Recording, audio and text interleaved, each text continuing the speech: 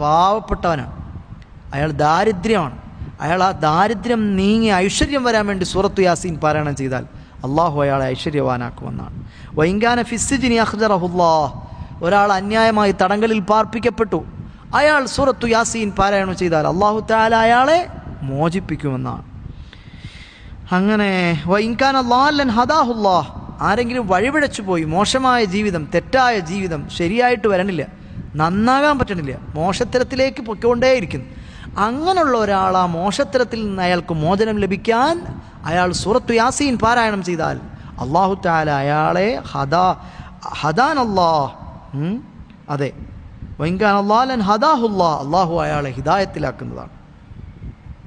വൈൻകാന മദീനൻ ഖല്ലല്ലാഹു ദൈനഹു മിൻ ഖസായിനിഹി, ഇനി ആർക്കെങ്കിലും കടം കൊണ്ട് കുടുങ്ങി, ഒരു നിർവാഹവും ഇല്ല കടം വീടാൻ, അപ്പോൾ ഒരാൾ സൂറത്തു യാസീൻ പാരായണം ചെയ്തു അയാളെ കടം വീട്ടാൻ വേണ്ടി, അള്ളാഹു തആല അള്ളാഹുവിൻ്റെ ഖജനാവ്, അത് പറയണ്ട, ഖല്ലല്ലാഹു ദൈനഹു മിൻ ഖസായിനിഹി, അള്ളാഹു തആല അവൻ്റെ കടം വീട്ടുന്നതാണ് പടച്ചവൻ്റെ ഖജനാവിൽ നിന്ന്.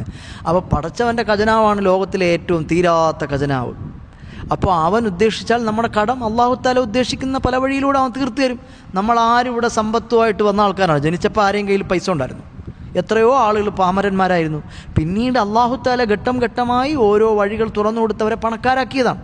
എന്നതുപോലെ സാമ്പത്തികമായി പ്രതിസന്ധി കൊണ്ട് കടക്കണിയിലകപ്പെട്ടു പോയ മനുഷ്യനെ അള്ളാഹു തആല ഉദ്ദേശിച്ചാൽ അവൻ്റെ ഖജനാവിൽ നിന്ന് ഒരാൾ സൂറത്തു യാസീൻ പാരായണം ചെയ്തു, അത് ഉദ്ദേശിച്ച്, എന്നാൽ അള്ളാഹു തആല അയാളുടെ കടം വീട്ടിക്കൊടുക്കുമെന്ന് മഹാനായ നസഫി റഹിമഹുല്ലാഹ് പഠിപ്പിക്കുകയാണ്. സഹോദരങ്ങളെ,